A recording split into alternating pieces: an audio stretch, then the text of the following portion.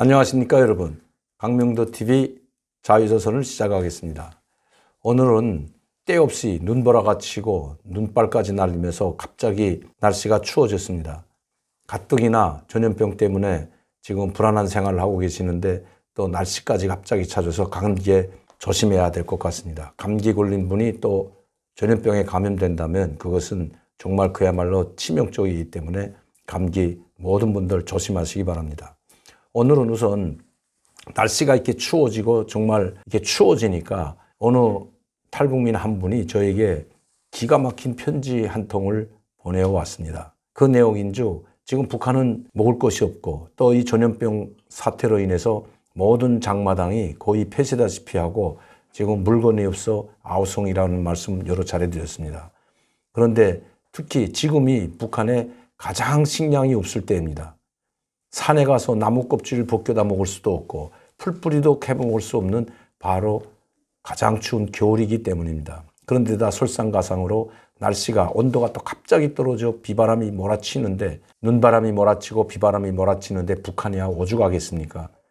그래서인지 그 친구는 북녘에 있는 친구들과 또 북한 백성들을 생각하면서 자기가 겪었던 기막힌 사연을 저에게 보내왔습니다. 오늘은 그 사연을 먼저 여러분들에게 말씀드리려고 합니다.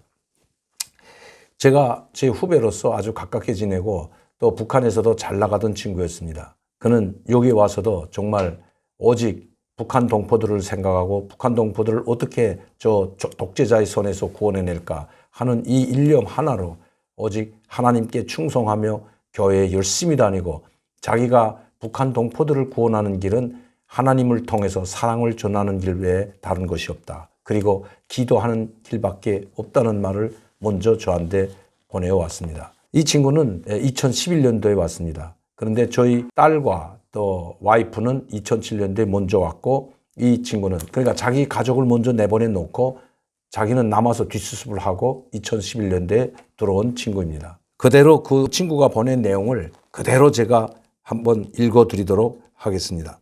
20세기도 다 저물어가는 1997년 2월 15일 오후였다. 그때는 북한의 전 지역에서 국가가 인민들에게 배급도 공급하지 않아 먹을 것이 없어 겨울의 그 북방의 눈보라석을 뚫고 산에 가서 소나무 껍질을 벗겨 그 안에 얇은 충을 낫으로 굵어가지고 집에 와서 물에 불 커서 송기떡을 해먹을 때이다. 가을과 봄철엔 벼밭의 논이죠. 논밭에 벼뿌리를 캐어 그것을 가공하여 개떡을 해먹는 가정들이 부지기수였다.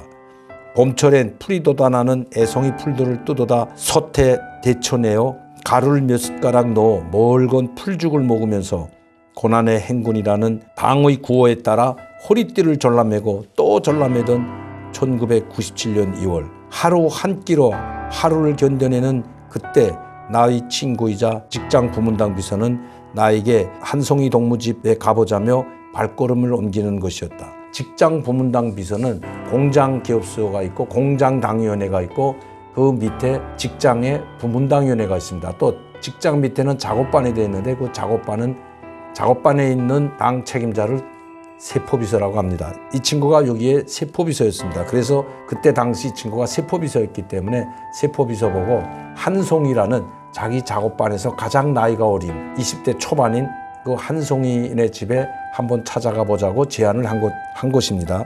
난 그때 조립반 세포비서였고 한송이는 나의 작업반 성원이었다.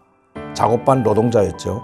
김종일 생일 전날이라 바쁜 일정 속에 흐르는 하루였지만 나와 부문당 비서는 한송이 노동자 집을 가정 방문하였다. 부모들은 굶어서 한 달 건너 두 분이 몇 달 전에 돌아가셨고 한송이 삼형제만 남아있었다. 그때 한송이는 24세이고 그 자기 작업반에 있던 노동자 가장 나이 어린 노동자의 나이가 24세였고 그 친구가 한송이였는데 그 한송이는 24세이고 여동생하고 11살 되는 남동생이 있었다. 두 아이들 이름은 생각이 안 난다. 집이라야 어느 고등중학교 창고를 빌려 온도를 놓고 부엌엔 가마 2개를 걸 수 있게 개조한 것이었다. 우리가 문을 열고 들어서니 기가 차 뭐라 말을 해야 할지 말이 나가지 않았다.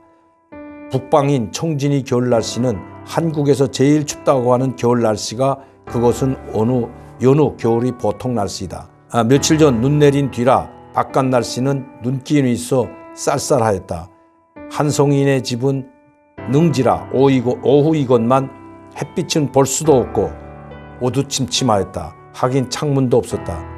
한송이 세 형제는 열을 깔고 구 위에 이불을 덮고 누워 있었다. 부엌에 있어야 할 가마는 이 가마솥이죠. 쇠솥. 쇠가마는 시장에 내다 팔았는지 그 자리에 어디서 주워왔는지 철판을 덮어놓고 있었다. 우리가 들어서자 한송이는 직장 부문당 비서와 작업반 세포 비서가 왔다고 간신히 일어나 앉았고 두 동생은 눈도 뜨지 못하고 있었다. 그들이 누워있는 아랫목 벽체만 내놓고 나머지 삼면 벽체와 이불을 깔지 않은 것으론 보태지 않고 하얀 송해가 5cm 정도는 실이 되게 깔려 있었다. 그놈들도 조금 침범하고 있었다. 그 송해를 이제 이 친구가 그놈들이라고 한 겁니다. 그 송해, 그 하얀 송해가 조금 더 침범하고 있었다. 한송이는 그저 이렇게 삼형제가 죽으려고 한다고 울면서 말하는 것이었다. 나는 가슴속에서 울컥하고 눈물이 나오는 것을 겨우 참고 집안과 한송이 형제들을 한참이나 내려다보았다. 부문당 비서도 별다른 방도는 없었다. 그도 겨우 굶지 않을 정도로 한두 끼 밥을 먹는 정도였기 때문이다. 우리는 그래도 조금 움직여서 동생들을 살려야 하지 않겠느냐고 위로하는 정도뿐 더 할 말도 없고 해서 구이 집을 떠났다. 부문당 비서와 헤어져 집에 온 나는 와이프에게 방금 본 것을 그대로 말해주었다. 그런데 우리 집 와이프의 반응이 더 놀랐다. 그 형제들을 빨리 가서 집으로 데려오라는 것이었다. 우리도 애가 2명인데 말이다. 진이는 4살, 친혁이는 돌 지난 지 한 달 된 애기들이 있는데 괜찮느냐고 하니 그건 둘째 문제고 우선 죽어가는 그들을 알고서야 어떻게 보고만 있을 수 있냐면서 빨리 데려오라며 가마솥에 물을 다 채우는 것이었다. 그들이 오면 목욕부터 시켜야 한다면서. 나는 친구인 부문당 비서 집에 가서 방금 가정에서 있던 일을 말하고 그와 함께 다시 한송이 집으로 갔다. 집은 열쇠를 잠그고 삼형제를 데리고 집으로 왔다. 막내는 얼마나 먹지 못하였으면 용량실적으로 다리가 새 다리처럼 약해져 걷지도 못하기에 내가 업고 데려왔다. 11살 되는 남자의 애것만 4살짜리 나의 딸보다 더 가벼운 것이었다. 그보다는 몸무게가 나갔겠지만 부문당 비서는 진이 엄마 정말 고맙소 하며 이때까지 없던 인사를 하면서 애써 웃었다. 더운 물을 동에 하나 가득 채워가지고 위생실, 북에선 화장실을 위생실이라고 합니다. 위생실에 놓고 한송이와 여동생 보고 들어가 씻고 나오라고 하였다. 와이프는 제 속옷들을 꺼내주었다. 그 다음 막내도 목욕시켰었다. 막내 속옷은 없어 와이프 속옷으로 대충 입혔다. 그리고 그들에게 먼저 쌀과 풀을 함께 저은 쌀 풀죽을 쑤어 먹였다. 몇 달 만에 따스한 집에 들어왔으니 그들은 얼마나 좋았을까. 진이와 신혁이는 남모를 사람들을 보니 신기한 듯 또 밥도 아닌 죽그릇도 너무 신기한 듯 죽을 먹고 파하던 딸의 모습이 생각난다. 나는 한송이 형제에게 처음부터 기름기 있는 것을 먹으면 설사하기에 또 그렇게 하면 갑자기 배탈이 나서 안 되기 때문에 차츰차츰 몸에 온기가 있을 때 밥도 먹어야 된다고 알려주었다. 그때 와이프는 한송이보다 2살이나 아래였다. 아파트 단칸방에서 우린 하루를 함께 보냈다. 사람은 집이 작아 못 사는 게 아니라 마음이 작아 못 산다고 한다. 그런데 다음날 우린 온몸이 간지러워 죽을 지경이었다. 몇 달을 씻지도 않은 그들 몸에 있는 재산이란 이와 쏘케였다. 그들이 재산들, 여기서 재산들이라는 건 이와 쏘케를 말합니다. 이와 쏘케들이 우리에게로 밤새 돌진하였던 것이다. 와이프는 3일 동안 아무 일도 못하고 그들이 머리에서 이와 쏘케를 잡아냈다. 머리칼은 고문 머리칼인지 흰 머리칼인지 분간을 못할 정도였다. 옷은 갈아입혔고 그나마 다행이지만 머리에 있는 쏘케가 바글바글했던 것이다. 와이프는 얼마나 놀랐을까. 매일 목욕하다시피 하고 옷도 거의 사이를 갈아입히니 그 많던 이들도 거의 없어졌다. 소문은 갑자기 동기업소에 쫙 퍼졌다. 어린 부부가 삼형제를 집에 데려다 키운다고. 사실은 건강을 회복시켜 내버려 하였는데 죽도 잠시 이 밥에 돼지고기를 장만하여 조금 국을 끓여서 먹였더니 그들은 정신없이 먹어댔다. 내일은 어떻게 되든 돼지고기국이라도 한 그릇 더 사서 먹여야 되겠다고 생각하고 그 다음 날도 그렇게 했다. 이렇게 회복을 시키는데 우린 밥상에서 그들은 방바닥에 먹게 한 것이 걸렸었다. 남들이 혹 집에 들어왔다가 이런 광경을 보게 되면 뭐라고 할까? 말로는 데려왔지 자기들만 밥상에서 먹고 데려온 애들은 방바닥에서 먹인다고. 그 후부터는 우리가 방바닥에서 밥을 먹고 한성인의 삼형제는 밥상에서 먹게 하였다. 열흘 후부터는 나가 장사하라고 기름튀기를 팔게 하였다.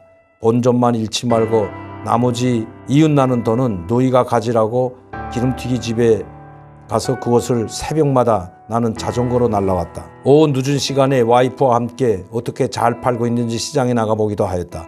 하루하루가 모르게 그들의 얼굴엔 그래도 기름기가 돌고 막내는 생기가 돌기 시작하였다. 정말이지 한 가정도 힘든데 3명이나 더 불어나 식구는 7명이 되었다. 각자 소부대로 다녀야 할 시절에 우린 대부대 한 개 분대가 되었다. 힘들었지만 그들을 살려야 한다는 희망과 그들 모두를 죽음의 문턱에서 구원했다는 그 기쁨으로 힘들 줄도 몰랐었고 웃음 속에 하루를 보냈다. 그런데 넉 달 후 그 삼형제는 온다 간다 연락도 없이 집에서 나가버렸다. 아마 그들도 자기들 때문에 우리가 엄청나게 고생하고 오히려 점점 더 생활이 어려워지는 걸 목격했는지 소리 없이 나가버렸던 것이다.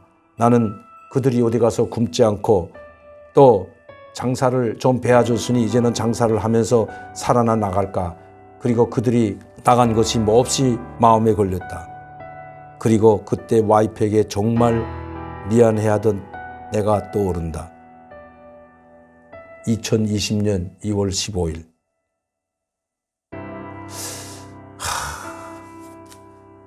저는 이 친구 이 편지를 보면서 저도 눈물을 흘렸습니다. 사실 그때 많은 사람들 한 350만 명이 굶어 죽고 북한이 유엔 식량기구에 자기들 스스로가 60만 명이 아사자가 생겼다고 보고할 정도로 상당히 어려웠죠. 가장 어려웠던 때가 1997년도였습니다. 그런데 이 친구는 그나마 자기 온 가족과 함께 대한민국으로 왔습니다. 자유를 찾아 이 땅에 정착을 하고 지금 열심히 살고 있고 또 거기서 그렇게 힘든 생활을 하고 또 좋은 일을 해서 그런지 모르지만 하나님의 축복을 받고 지금은 가족과 또 가족들과 함께 또 이제는 4살짜리였던 딸과 그 아들까지 이제는 많이 장성해서 벌써 2007년도에 아내와 자식들이 먼저 왔으니 이제는 15년, 13년이라는 세월이 흘렀습니다. 그런데 다 성장을 했고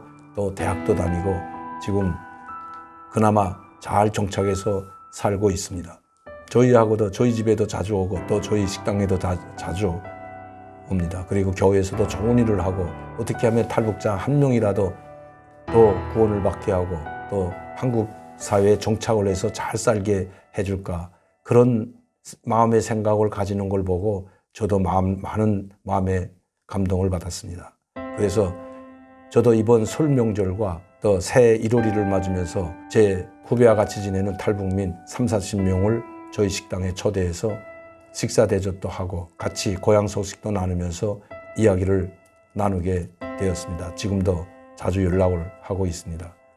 제가 오늘 이 방송을 하는 것은 이 자유민주주의, 자유와 인권과 평화가 그리고 얼마나 중요한지 얼마나 소중한지 너무나도 북한에서 생활하던 사람은 그 소중함을 너무나도 뼈에 사무치게 잘 알고 있습니다.